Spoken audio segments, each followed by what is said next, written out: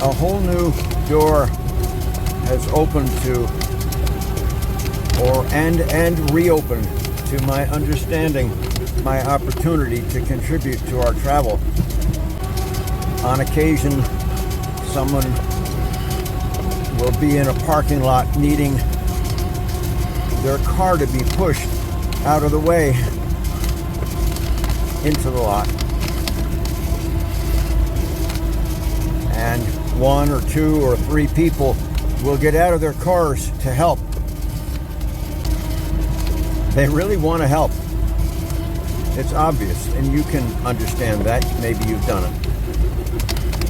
And when I understand my relationship to contributing to our forward movement, our movement through space, the big epiphanies of recent days are helping me to see that that's my opportunity here. So 3 people are pushing this massive SUV. Maybe there's an incline. What are they thinking? You can imagine. This thing's heavy. How can I help? And the first thing they're going to do is figure out how to put their body into it. And when they first try to get it moving, they may all, as much as they can, be putting their shoulder into it, which I suppose instinctively empowers the legs and particularly the thighs. And as it gets moving, their feet and their toes at the very end of their movement, each half stroke, may begin to get engaged a little bit, but it remains the shoulder, the body weight against that vehicle, and secondarily the thigh muscles pushing, not trying to push the vehicle away, not trying to push the vehicle ahead, trying to get it moving and then keep it moving, ever so respectful of gaining any speed and any momentum. And that is what we are maturing to this morning. Instrumental in that was the notion of yesterday afternoon, akimbo. Different parts of the body moving in oppositional directions to one another. And I think most centrally, that's the feet. So at exactly the point that the thighs want to begin moving forward, the feet, the back of the feet are arriving back at the thigh, opposite direction from the direction the thigh wants to move. And that has driven James crazy, trying to avoid that, trying to get them in line at that point. And what he was doing was defeating the opportunity of the body, because when the heels are at their farthest back toward the perineum, the buttocks, is where the thighs can, by way of analogy, put their shoulder into pushing this truck, pushing this dump truck. And much less important, but it'll be interesting to see what I learn about this, analogous to the feet and the toes, finally, after moments of getting the vehicle moving, may come into play a little bit. I suppose trying to be a bridge that primarily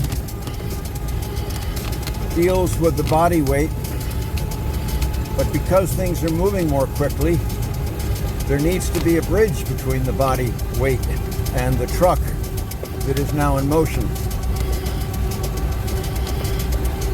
When you're just standing there doesn't need to be a bridge, but as things begin to move, there's something that needs to keep the weight of the body and the weight of the truck in relationship to one another. And analogous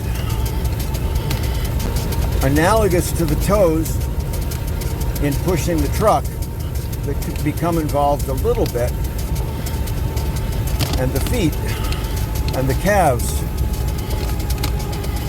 is secondarily, I think, the toes and feet and calves and ankles, and primarily, or at least as much, the jaws, figuratively speaking, of the angle of the shins to the thighs, which in this initial shoulder engagement that happens mechanically when the heels of the feet are back close to the, compressed back in close to the buttocks, as they can extend, sort of accordioning outwards. The shins, in effect, are accordioning out from their compressed state. In pushing that dump truck, we don't imagine that anything ever becomes primary beside our body weight being kept in relationship to add momentum or maintain momentum to that dump truck. But we do imagine that the muscles start to become involved in terms of maintaining that relationship. It'll be interesting to see if this is a long-term solution or part of the long-term solution for James. I suspect it will be. We've been close to this understanding before, many times, many ways, but we didn't have enough, we didn't understand enough of the working parts and the physical truth of the situation to hold on to it or have the courage of our convictions. And I think now we might.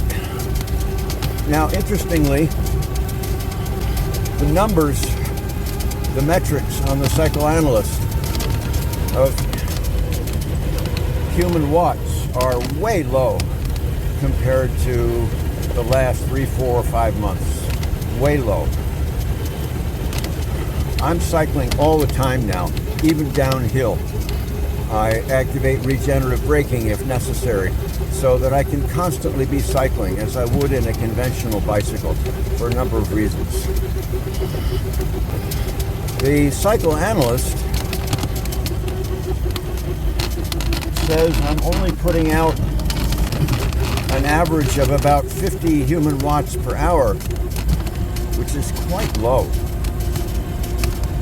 But very interestingly, for the last 2 days that this has been in operation, the total watts per mile moved is also very low. Very low. What was yesterday? I think the total watts per mile was less than 70, closer to 65, and it's been 70 to 85 or 90, which suggests to me that, no discredit to the wonderful electronics, something's going on. Either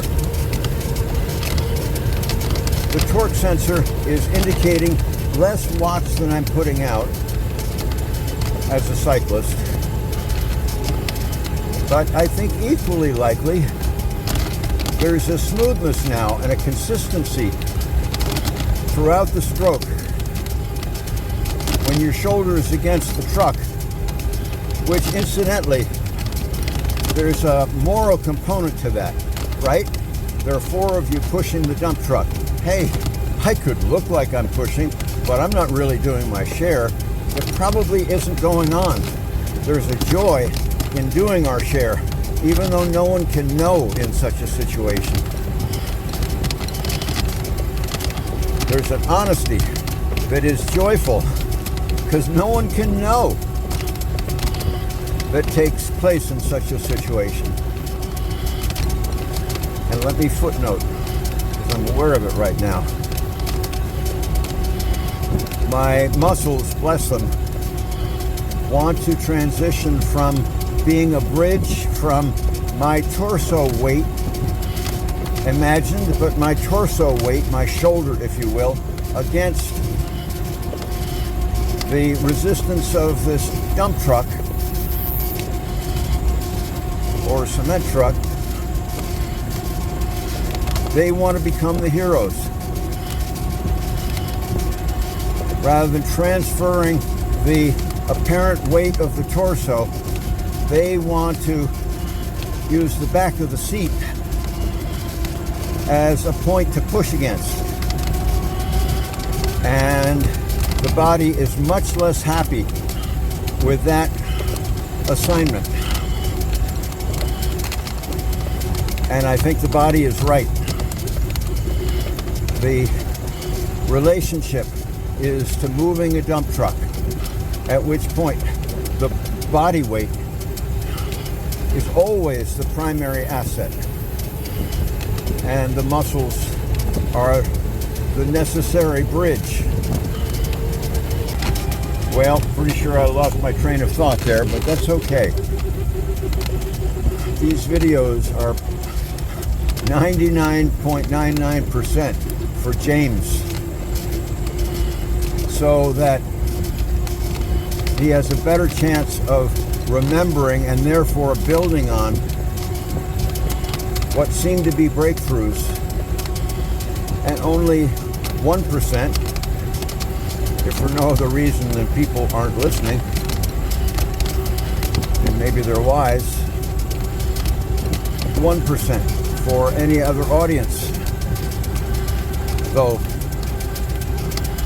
I'm quite sure that to a serious frustrated cyclist, cranker of a massive vehicle, this might be helpful, not because it's right, but because it's thoughtful.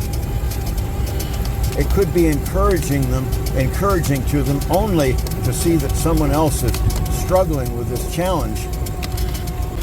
And even if they try what I'm saying and it doesn't work, it might accelerate them toward a better solution. And I wouldn't mind if they shared it, if they arrive at it. I know that this is helpful. Truck pushing. Joining the team, pushing a cement truck up a hill. Oh yeah, oh my gosh. I know that this is helpful, and I think it may be correct long term. My opportunity is to join a team, on average 6 people, moving this 2,000-pound dump truck through space. Who on such a team, good neighbors that jump to the aid, who on that team can feel what they're doing in the movement of the vehicle? No one. There is no feedback from the vehicle. The only feedback is available to one with a tightly attuned conscience, wanting to do their part, wanting to avoid ever not doing their part, even a nanosecond. And that's how it is, isn't it? In such situations, we're not there for show. We're there because we want to help. So we look to the cues we have, which are within our own bodies. And they're there. What we feel going on at our feet, what we feel going on in the muscles, we can feel, and we do. We are hypersensitive to when we are engaged against that mass, and when, due to necessary movements of the limbs, as they try and reposition and maintain position. Where there is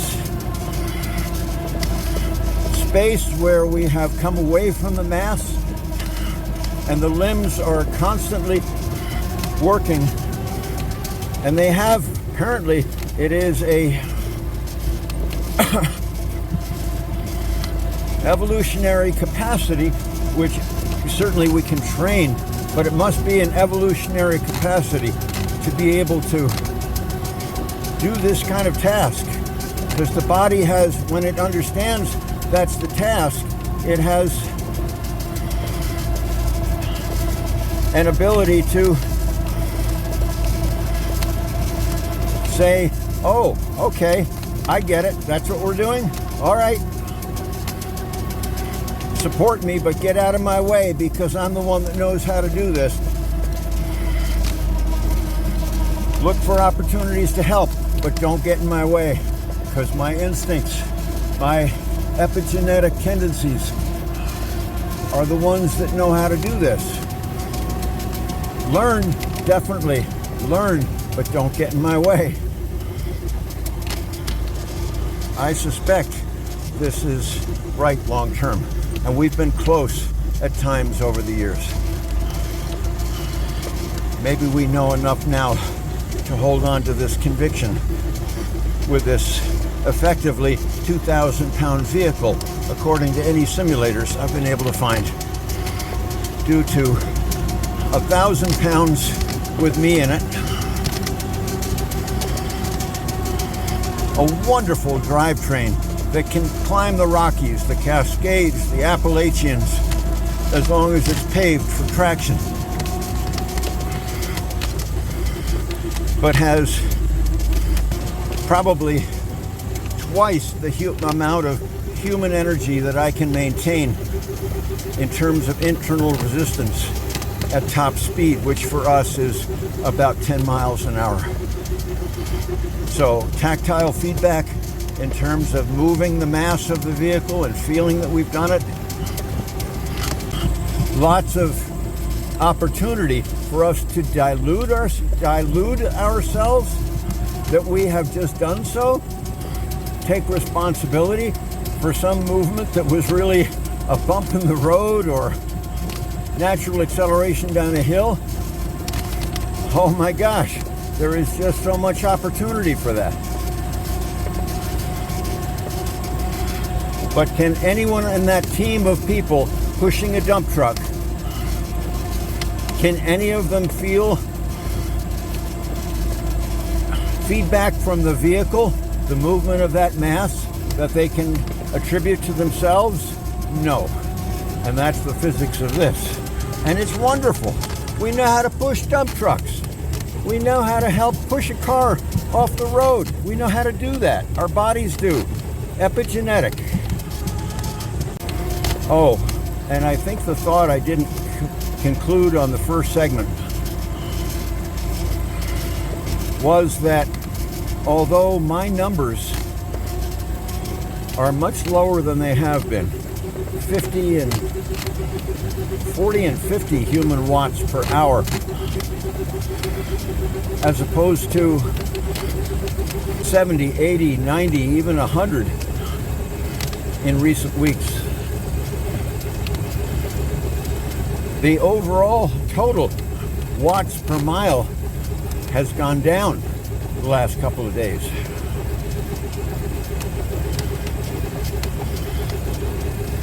So one of the possibilities and a likelihood, I think, is that the torque sensor can be fooled.